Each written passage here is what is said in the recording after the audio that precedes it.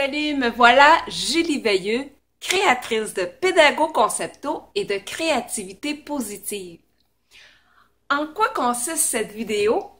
Tout simplement t'expliquer en détail ce qu'est la formation solution créativité. C'est que, première des choses, à qui elle s'adresse? À toute personne qui travaille via la petite enfance. Que tu sois éducatrice-éducateur, éducatrice spécialisée, responsable en service de garde, parfois même des psychologues en petite enfance, ça peut être pratique pour vous, des parents, toute personne qui a un intérêt pour la petite enfance finalement. Et qu'est-ce qu'elle va inclure? Première des choses, plein d'outils concrets pour répondre aux besoins dans la situation de la petite enfance. Être davantage motivé vers la planification des activités pour les enfants. Et même si tu es déjà créative, avoir un support additionnel pour te guider vers de nouvelles idées, voir la vision des autres, faire un cerveau collectif dans le fond, t'emmener des nouveaux défis, tout ça au travers de la santé, de la sécurité, des relations parents-enfants, les interventions qu'on fait, les activités, une panoplie d'outils pour réveiller notre créativité. Autant en tant qu'éducatrice, comme j'ai dit, toute personne en tant qu'adulte qui travaille au niveau de la petite enfance, mais aussi de réveiller la créativité davantage chez les enfants, afin de les rendre davantage autonomes, avoir de la confiance, de l'estime de soi, avoir davantage d'utilités qui vont être qui va les servir plus tard, dans le fond. La créativité, c'est source de vie. C'est qui disait ça, donc? Faudrait que je retrouve qui a dit ça, mais la créativité, c'est la vie. Parce qu'on est nous-mêmes les créateurs de notre vie, dans un certain sens. Toutes les situations qui nous arrivent, notre façon de réagir face à celle-là fait toute la différence. C'est ce que je veux aider au travers de cette formation.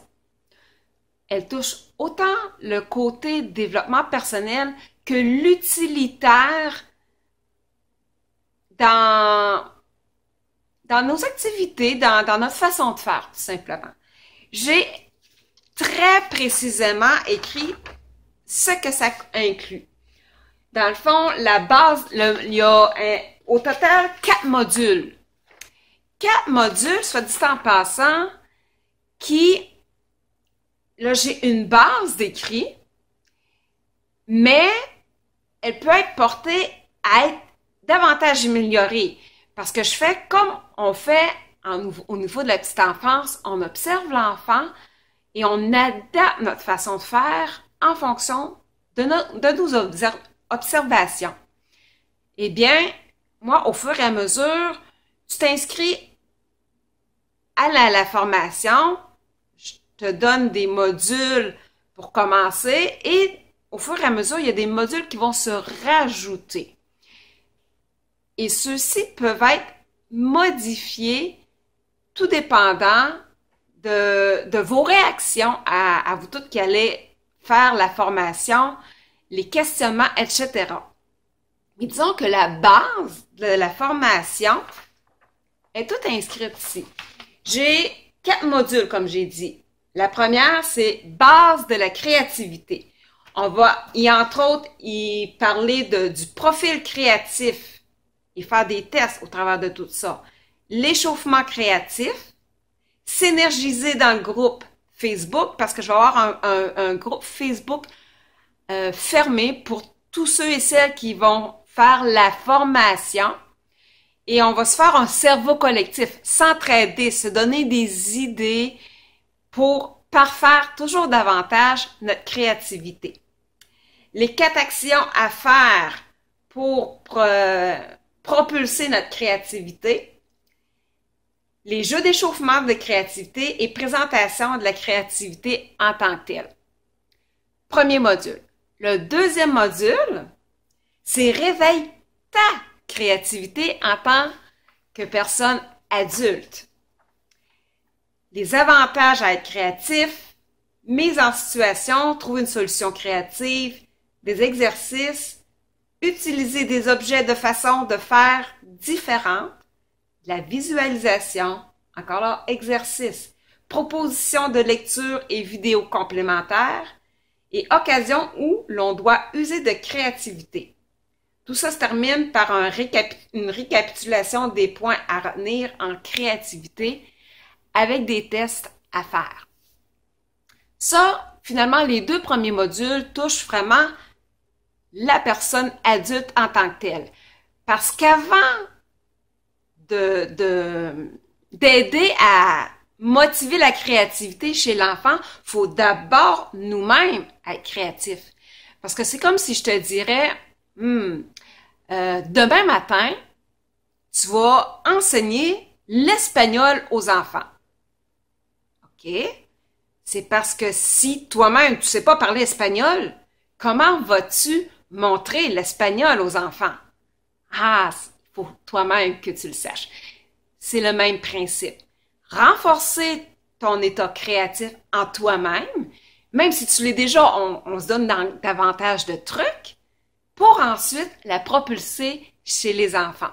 D'ailleurs, le fait de faire partie d'un groupe comme ça, dans le fond, c'est contagieux. Notre attitude est contagieuse. Hein? Des microbes, on en voit souvent en service de garde. C'est pas long que ça se propage. Eh bien, c'est un microbe positif de propager notre créativité. Les 2 autres modules. Module 3, la créativité chez l'enfant. En quoi est-il utile de développer la créativité chez les enfants et les freins à la créativité dès l'enfance? Parce que souvent, les enfants en tant que tels sont quand même très créatifs. Mais nous autres, des fois, dans notre façon de faire, on met des petits freins et l'enfant lui-même se met des freins à sa créativité. C'est pas pour rien que en petite enfance, on est très créatif. Il y a des études qui le prouvent d'ailleurs que 95% des enfants, même plus que ça, 98% sont très créatifs. Mais avec le temps, les années en vieillissant, on perd de cette créativité. C'est pour ça qu'il faut davantage la réveiller. Mais pourquoi qu'on la perd? C'est tout notre environnement, l'opinion des autres. Il y a plusieurs facteurs qui nous font freiner notre créativité. Et c'est pour ça que je veux donner des petits trucs pour l'alimenter davantage. Et ne pas freiner justement la créativité des enfants. Le module 4. Développer davantage la créativité des enfants. L'importance du jeu libre, comportement de l'enfant, difficulté d'apprentissage, estime de soi, ça c'est tous des points qui vont être touchés au travers de ce module. On dit entre autres de laisser les enfants s'inventer une nouvelle utilité à un jeu, boîte à surprise créative, faire participer les enfants à l'organisation d'une activité de façon originale, faire des choses différemment aux enfants, défoulement créatif, exemple d'activité créative dans toutes les sphères de développement de l'enfant. Il va y avoir, je vais donner des idées d'activités qu'on peut faire pour toucher à toutes ces sphères-là. Et finalement, un test pour voir toute notre compréhension de toutes ces activités, cette façon de faire que je propose. Et tout ça accompagné, comme j'ai dit, de la page Facebook, des interventions que moi-même je vais faire, tout comme les autres, qu'on va se donner des idées. Et l'avantage aussi, c'est que je vais donner continuellement des petites idées qui me viennent en tête comme ça au quotidien, parce que comme je travaille moi-même en service de garde, je vais travailler puis à un moment donné, ah oui, hey, ça, je devrais dire ça au niveau de ma formation. Alors, des petits punchs comme ça que je vais donner tout en gratitude pour partager. On dit souvent aux enfants, partager, c'est bien. Eh bien, je donne moi-même l'exemple de partager.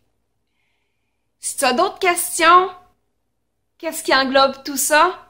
Gêne-toi pas, envoie-moi un courriel ou un message privé sur Pédago Concepto, peu importe. Rejoins-moi et ça va me faire plaisir de répondre à tes idées, tes questionnements, etc.